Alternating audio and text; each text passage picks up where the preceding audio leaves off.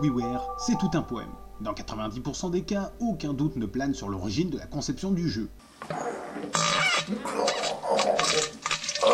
J'ai en train de vous prendre un super jeu là. Oh, aïe, aïe, aïe. Oh là là, il va être dément. Et parfois même, on se demande si ce qu'on a téléchargé entre encore dans la catégorie de ce qu'on peut appeler un jeu. Parfois, on doit subir des espèces d'expériences carrément barrées de la tronche qui mélangent du psychédélique avec du conceptuel. Ça peut plaire à une minorité de joueurs, mais vu le prix, il vaut mieux se rabattre sur les valeurs sûres. Et dans le domaine du jeu vidéo, l'action-réflexion reste encore un genre qui arrive à surprendre.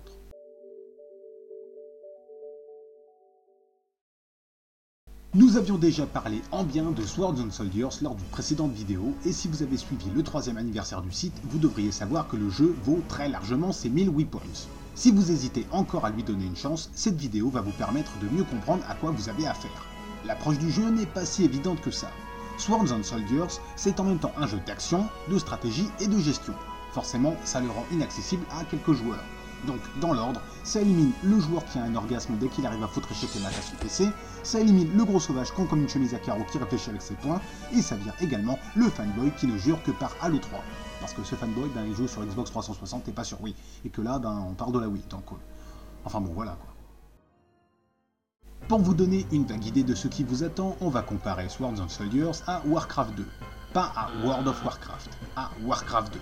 En son temps, ce petit bijou était le meilleur jeu de sa catégorie sur PC. Il s'agissait de gérer ses troupes pour aller se mettre sur la gueule avec l'adversaire tout en gérant ses ressources.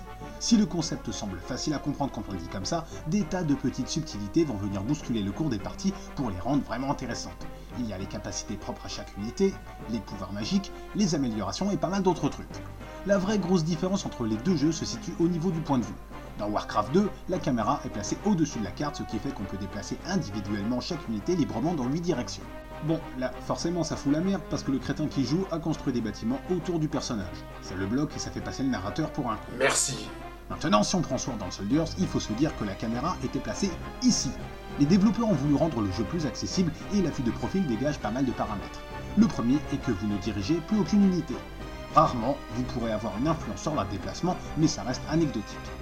Le jeu en solo vous permet de conduire chacune des 3 civilisations du jeu à la victoire. Pour bien commencer, on attaque avec les Vikings. La première mission va vous permettre de vous familiariser avec les commandes du jeu et à chaque nouvelle mission, vous aurez la possibilité d'utiliser un nouveau pouvoir, ce qui fait que vous découvrirez le jeu progressivement sans avoir le vilain sentiment d'être largué dans l'arène, prêt à vous faire écarter les fesses par ceux qui sont en face.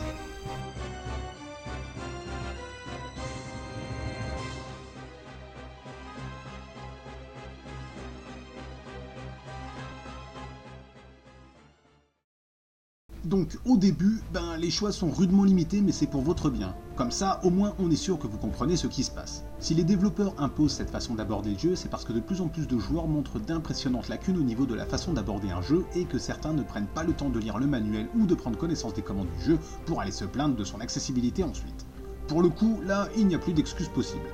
Dans Swords and Soldiers, on dirige une armée. Mais au début, il y a autant d'armées dans votre camp que de charisme chez un adolescent, c'est-à-dire pratiquement pas. Vous allez devoir vous constituer cette armée et pour faire ça, il va falloir envoyer les grosses récolter tout plein d'or. Ça tombe bien, il y a une mine pas loin. On note au passage la taille impressionnante de leur nibar. Ouais, ça, c'est du gros plo-plo. Bon, votre rôle ici va se résumer à engager les grosses. On clique sur l'icône correspondante, on patiente un peu et on voit le résultat. Pas besoin de leur donner d'ordre, elles vont se débrouiller toutes seules comme des grandes. Les personnages ont tous une action très simple à faire et ils la font à l'infini jusqu'à ce que mort s'ensuive. Il existe 2 types de personnages. Les récolteurs qui vont de la base vers la mine d'or et qui reviennent avec le butin, puis tout ce qui est guerrier et qui avance tout droit en tapant sur tout ce qui ne ressemble pas à un allié. Ceux-là ne reviendront jamais sur leurs pas. Si vous souhaitez vraiment être personnalisé à l'écran, vous serez l'espèce de gros biker qui se balance là-haut en agitant comme un poivreau un énorme gigot en guise d'épée. Top pour la crédibilité. Et comme tout bon chef, vous êtes complètement à l'écart de la bataille et vous ne foutrez jamais les pieds dans la merde vers laquelle vous envoyez vos troupes. Vous donnez les ordres, vous gérez les ressources, vous développez les compétences et vous admirez le résultat. Les ressources se limitent à 2 éléments, l'or et la puissance magique représentée par une petite flamme bleue sur votre écran. Si vous devez récupérer manuellement l'or, la puissance magique augmente toute seule progressivement et vous permettra par la suite de balancer des sorts qui dépotent pas mal. On s'oriente après vers votre arbre de compétences. Ça s'appelle un arbre parce que vous partez d'une base qui vous offre plusieurs branches possibles. Pour accéder aux compétences les plus hautes, vous devrez d'abord développer les compétences basses. Par exemple, il est impensable d'utiliser cette compétence sans avoir auparavant développé celle-là.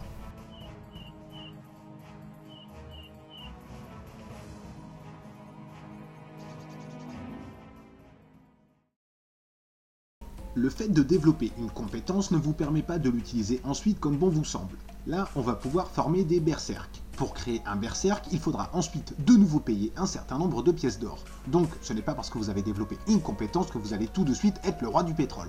Et comme les ressources s'épuisent à la vitesse de l'éclair, il va falloir être judicieux dans vos choix pour ne pas vous faire mettre minable à chaque fois. Mais là, le risque de se planter reste relativement faible compte tenu des choix que vous avez.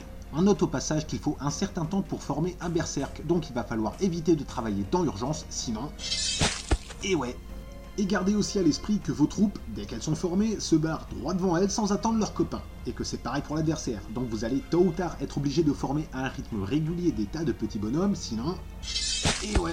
Le premier niveau n'est pas méchant, forcément. Si l'éventail de possibilités n'est pas énorme quand on regarde les compétences, il y aura quand même un minimum de stratégie, surtout quand il s'agira de conquérir certains points clés de la carte. Il faudra ensuite prendre en compte les pouvoirs magiques de chaque tribu qui ne donnent jamais de bons résultats quand on les utilise mais qui font bien chier quand l'adversaire les utilise contre vous. Les capacités spéciales de chaque unité, les Chinois sont d'ailleurs très bons pour foutre la merde à ce niveau-là, les ressources qui s'épuisent toujours trop vite et la gestion des compétences. Est-ce que je prends le risque de flinguer mes pièces d'or dans une amélioration ou est-ce que je continue à créer des troupes comme un bourrin? Si vous avez la réponse à cette question, c'est que vous êtes fin prêt pour Swords and Soldiers.